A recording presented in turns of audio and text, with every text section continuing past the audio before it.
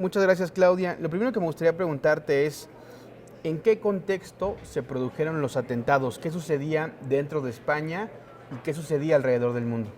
Gracias, Mauricio. Mira, fundamentalmente esos atentados del 11 de marzo de 2004, nosotros estábamos aquí en España con un clima electoral, porque estaban las campañas para las elecciones generales en un momento, bueno, pues bastante competitivo, ¿no? De alguna forma, en los cuales, bueno, pues había un cruce de pugnas políticas entre el Partido Popular y el Partido Socialista Obrero Español. En ese momento, todavía en España, las dos columnas vertebrales de la democracia española, pues era el bipartidismo, Partido Popular, Partido Socialista Obrero Español. Bueno, claro, había otras confluencias políticas, pero que por supuesto pues hacían un papel de bisagra, ¿no? De alguna forma. Había cuestionamientos, grupos civiles, sobre todo ONGs, que cuestionaban muchísimo el papel de la intervención de España en cuanto, como miembro de la OTAN, pues ese espaldarazo que España le dio en cuanto a fuerzas militares y despliegue al entonces presidente de Estados Unidos, George Bush, cuando pues los terribles atentados del 11 de septiembre de 2001, y él invocó este artículo 22 del Tratado de la Organización del Tratado Atlántico Norte de la OTAN para pedir que como miembro que estaba siendo atacado, pues le arroparan a Estados Unidos y la OTAN pues entrase, ¿no? A lo que fue pues primero la invasión de Afganistán, eso posterior a los atentados del 11 de septiembre de 2001, y después posteriormente, por supuesto, pues cuando vimos esta caída de Saddam Hussein en Irak, la invasión de las tropas estadounidenses, que también contó pues con aliados de la OTAN para en marzo de 2003 entrar ya directamente pues a la toma de Irak, ¿no? Aquellas imágenes en las cuales vimos cómo se derribaban por los marines estadounidenses y otras fuerzas militares de países como por ejemplo España o de Reino Unido, que participaron por supuesto, cómo caían, ¿no? Las figuras enormes del dictador Saddam Hussein, y de repente pues vimos que pues se estaba dando un ajedrez geopolítico en Medio Oriente eh, provocado como una consecuencia colateral a los atentados del 11 de septiembre de 2001. Entonces, aquí, previo a los atentados del 11 de marzo de 2004, veníamos, como te digo, primero con un escenario electoral, unas elecciones generales para presidente en España,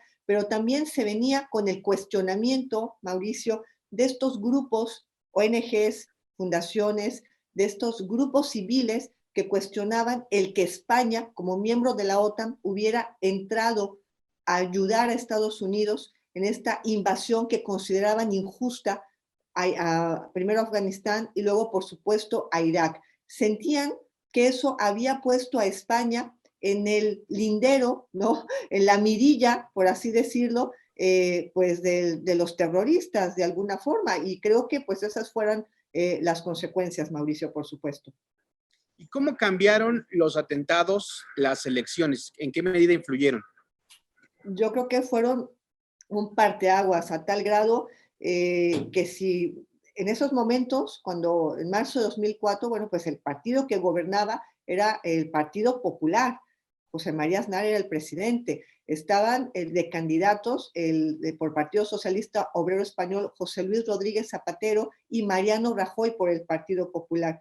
Eh, Déjame decirte que después del 11M, de los terribles atentados aquí en Madrid, 3 días después fueron las elecciones generales.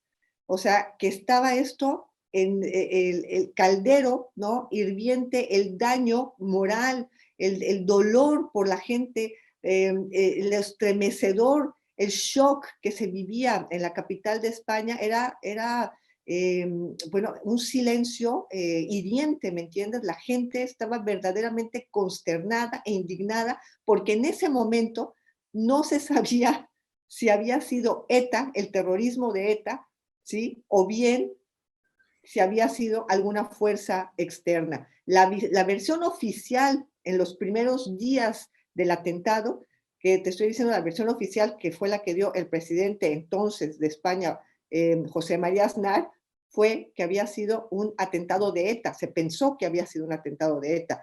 Empezaron los desmentidos por parte de la banda diciendo nosotros no hemos puesto no hemos sido partícipes en esas 10 detonaciones que han volado pues 4 convoys de trenes de cercanías en Madrid, causando casi 200 muertos y más de 2.000 heridos. Nosotros no hemos ido, pero nosotros llegamos a las elecciones, Mauricio, 3 días después con la confusión de si había sido ETA o si había pasado el que fuera una injerencia externa, como días después se corroboró. Así es que los efectos inmediatos fueron que, por supuesto, el que ganó las elecciones fue el candidato que se creía que no iba a ganar, ganó el socialista José Luis Rodríguez Zapatero, y me parece que fue su gobierno pues marcado por las investigaciones del atentado del 11M, ¿no? Que después se supo que ya España sabía desde un año antes, por parte de las fuerzas de inteligencia de la OTAN y también por parte de las fuerzas de inteligencia de Estados Unidos, que cuidado, España ya estaba puesto en la mirilla de un posible atentado por parte de Al Qaeda, como después se corroboró con los análisis de inteligencia. ¿Y te parece que estas versiones primero, de un primer momento del gobierno de José María Aznar y los desmentidos de ETA, ¿te parece que polarizaron a la sociedad? Sí, no, claro, por supuesto. O sea, toma en cuenta que los años de la joven democracia española, 40 años de democracia, algunos dicen que ya no es tan joven, sino que ya es madura, han estado salpicados por el terrorismo de ETA, ¿no? Que ha provocado también un daño muy fuerte en una serie de atentados, de raptos a políticos, de asesinatos, en el cual, bueno, pues nunca se tentaron la mano, nunca se tentaron el corazón, pues para no provocar un daño a civiles inocentes, ¿no? Hubo atentados hasta en centros comerciales, por ejemplo, ¿no? Es decir, que sí se creyó, como te digo, en ese primer momento que, que fue, es más, el propio José Luis Rodríguez Zapatero, también como candidato, en esos 3 días antes de las elecciones, le preguntaban y él corroboraba la versión oficial hasta ese momento de José María Aznar, del entonces presidente, de que había sido ETA, ¿no? Y él, hay entrevistas en las que a pie de calle él dice, no, bueno, es que nosotros condenamos el terrorismo, ¿no? De ETA y vamos a hacer algo porque en mi gobierno, ¿no? Si yo gano, pues que depongan las armas o penas más grandes, etcétera, ¿no? Entonces, el shock vino después, ¿no? Cuando dijeron, a ver, aquí hay 2 cosas, ni fue ETA, sino fue Al Qaeda, y segundo, aquí a ustedes les avisaron inteligencia desde un año antes que a España estaba puesto entre los países en los cuales se iba a atentar por parte de estas fuerzas, ¿no? De Al Qaeda y de estos grupos extremistas islámicos como represalia a la participación de España, tanto en la invasión de Afganistán como sobre todo en la invasión de Irak, ¿no? Que ayudaron muchísimo junto con, en ese momento, Reino Unido, que recuerdas, Mauricio, que justo un año después de los atentados del 11 de marzo de 2004, pues sufrió Londres los terribles atentados de la red de metro, que también dejó pues decenas de fallecidos, ¿no? Pero una vez que se confirma que no fue ETA, sino Al Qaeda y que la versión oficial cambia, continúan las teorías de la conspiración. ¿A qué se atribuye esto? ¿Cómo se explica esta serie de teorías que se difundieron por varios medios de comunicación españoles y por varios de los propios ciudadanos? Y te voy a decir que la teoría de la conspiración pervive hasta la fecha. O sea, a pesar, Mauricio, de que se llegó a Leganés, a una ciudad cercana a Madrid, un barrio cercano a Madrid, en el cual se encontró a 7 de los terroristas de Al Qaeda pertrechados ahí con los explosivos. Es más, llegaron los policías para intentar detenerlos, volaron el piso, falleció lamentablemente uno de los policías especializados, siguieron las pesquisas y las investigaciones. En 2007 se hizo un juicio porque además se encontró que no habían sido solamente una célula pequeña, sino había sido una célula amplia. Se juzgaron a 22 personas en 2007 en los tribunales en Madrid por terrorismo, por homicidio, pidiéndoles las penas máximas. Se encarcelaron a estas personas y aún así, hoy en día la gente, o sea, está la suspicacia, ¿sabes? Está la suspicacia de qué tanto, ¿no? Qué tanto se sabía al respecto de lo que iba a pasar, si hubo más personas que intervinieron en los atentados, si realmente se encontró a toda la célula. Ha quedado en el ambiente mucha suspicacia respecto del 11M, ¿no? ¿Y qué lecciones aprendieron los medios de comunicación de España a raíz del 11M con estas teorías? Mira, yo creo que la lección principal es, primero, el corroborar la información, ¿no? El corroborar la información, porque yo recuerdo que los primeros minutos, ¿no? Cuando pasó el tema claro, 21 minutos antes de las 8 de la mañana, imagínate un día normal, laborable, en el que están, además, esos trenes los usaban mucho estudiantes, personas que iban a trabajar, ¿no? Unos iban de Alcalá de Henares a Madrid, de Madrid a Alcalá de Henares. Alcalá de Henares es una ciudad que tiene una universidad muy importante, es un corredor, ¿no? Digamos, de cultura. Entonces, estaban moviéndose estudiantes a esa hora de la mañana y gente que iba, por supuesto, a trabajar y que sobre todo vivía fuera de Madrid, ¿no? Entonces, en los primeros momentos, lo que se supo, se hablaban de miles de muertos, ¿no? Se hablaba de explosiones de trenes, se llegó a decir que Atocha había volado, ¿no? La estación de tren, la estación completa. Es decir, yo creo que como periodistas, si algo nos ha dejado ahora el tema del terrorismo, es a que tenemos que tener mucha suspicacia, pero también mucha inteligencia para manejar bien la información y no causar ni amarillismo ni alarmismo, ¿no? Porque ambos efectos son nocivos, sobre todo en el impacto de la opinión pública, y después eso se retrotrae de alguna forma, en forma negativa hacia el medio de comunicación que ha provocado esa alarma o ese pánico, ¿no? En Estados Unidos, a raíz del 11 de septiembre, se creó el Homeland Security, el Departamento de Seguridad Interior. En España, ¿qué cambio hubo en la política y en las instituciones a raíz de los atentados?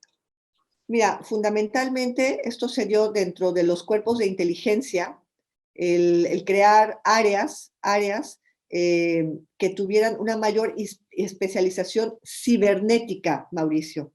Te puedo decir que si ya con ETA presente durante tantos años en España, los cuerpos y las fuerzas policiales y de seguridad habían tenido todas las precauciones para detectar a tiempo y evitar atentados como ahora nos hemos enterado, ¿no?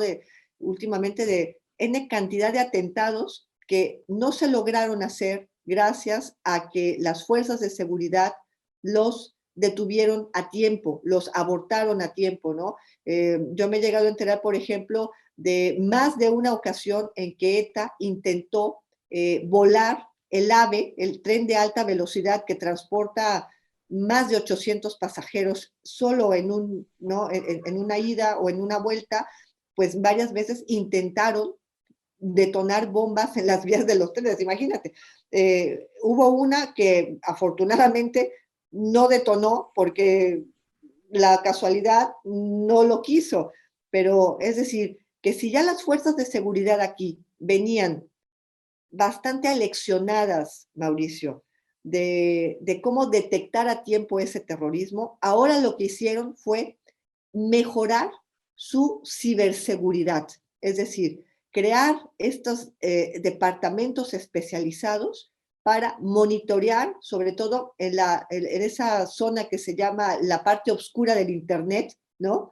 La deep zone, ¿no? La zona oscura, la dark zone de Internet, en la cual ahí se han creado pues esos monitoreos de ciberinvestigadores, ciberpolicías, ¿sabes? Que se han especializado no solamente en el Centro Nacional de Inteligencia, no solamente en los cuerpos de seguridad, sino también en defensa de España, que están en un altísimo grado de especialización cibernética para detectar a tiempo el que no se vuelva a repetir otro 11 de marzo de 2004 en España. Y hablando de Internet, hoy vemos, por ejemplo, a los seguidores de QAnon, esta teoría de la conspiración, que lograron entrar al Capitolio durante el contexto del conflicto postelectoral que desató Trump. Y decíamos hace un momento que la teoría de la conspiración del 11M no se ha terminado. ¿Cuál crees que es la relación actual de los españoles con las noticias falsas? ¿Cómo las manejan, cómo las previenen y cómo las procesan, digamos? En estos momentos hay un hartazgo aquí por parte del ciudadano promedio al respecto de las fake news. Hay un hartazgo muy grande porque esta pandemia ha sido también no solamente una guerra biológica, sino también una guerra informativa, o más bien una guerra desinformativa. Y en eso juega un papel fundamental, pues toda la confusión que genera las fake news, ¿no? Confusión, malestar, nerviosismo, miedo, ¿no? Una política del miedo que desde luego lo que hace es pues minar, ¿no? El ánimo del ciudadano que está recibiendo esa información. Entonces, en la primera etapa de la pandemia, porque nosotros aquí en España tuvimos un confinamiento que fue decretado hace un año, del 14 de marzo al 21 de junio aquí en España, bueno, tuvimos un confinamiento muy severo, en el cual solamente podías en verdad salir a hacer la compra, a ir a la farmacia, a hacer algún pago en el banco, ir al médico y ya está. Y bueno, obviamente comprar comida. Pero es decir, tuvimos un confinamiento muy severo. Entonces, en esos 4 meses que estuvimos encerrados en nuestras casas, tuvimos un bombardeo de fake news impresionante al respecto del coronavirus. A tal grado que, claro, muchos medios de comunicación también llegaron a verse infectados por esos fake news, ¿no? Entonces después el ciudadano vivió una vorágine en el cual se decía una cosa, pero después se desdecía la misma, ¿no? Entonces, ahora, 4 meses de encierro. Después de ese encierro, hemos estado viviendo distintos confinamientos, ¿no? Como hemos estado aquí, pero te quiero decir que a partir de esa guerra informativa que hemos tenido, el ciudadano promedio ha dejado de leer a los medios de comunicación, está cansado de los medios de comunicación. Los medios de comunicación en estos momentos tienen la audiencia más baja en el share de televisión. Mucha gente ha dejado de leer los medios convencionales, ha dejado de leer blogs y se está dedicando a otra información, porque quedaron hasta aquí de los fake news, a tal grado que, por ejemplo, compañeros periodistas aquí en España crearon sus propios sistemas, ¿no? Para decirle a la gente, esto es una nota verdadera, esto es un fake, ¿no? Crearon, por ejemplo, una página que se llama maldita.es, ¿no? En el cual, pues, te dicen, maldito bulo, maldito fake, maldito. Entonces, ahí, ¿no? Cada vez que, no, mira, la OMS no ha dicho que fumar te ayuda a que no te dé coronavirus. No, eso es falso. No, China no ha levantado el confinamiento. Eso es falso. O sea, ahí ellos te van desmintiendo. Pero en estos momentos la gente está absolutamente cansada de la información y por supuesto, ya pasa de las fake news. Yo te puedo decir que en una primera etapa, cuando estábamos confinados, a mí me llegaban una cantidad enorme, a mi WhatsApp sobre todo, de fake news impresionantes que se reproducían y se mandaban y se reenviaban, ¿no? Y ahora lo que menos se manda es información relacionada con el coronavirus. Eso es lo que te quiero comentar. Bueno, pues muchísimas gracias, Claudia. ¿Te gustaría agregar algo a esta entrevista? Bueno, pues que fueron una etapa muy triste, muy dolorosa. El terrorismo es el cáncer del siglo XXI. Hemos visto cómo se ha situado no solo España, sino otros países, ¿no? Dentro de el mapa de los atentados. Y nosotros recibimos constante información sobre todo de cómo la policía aborta intentos constantes de actos terroristas por parte de células o de lobos solitarios, porque constantemente en la Deep Zone, ¿no? Esta zona oscura del Internet, grupos como ahora el ISIS, ya no el problema es Al Qaeda, sino ahora ya también el problema son los yihadistas, ¿no? Constantemente el ISIS hace un llamamiento a que se haga un atentado por parte de lobos solitarios en España, ¿no?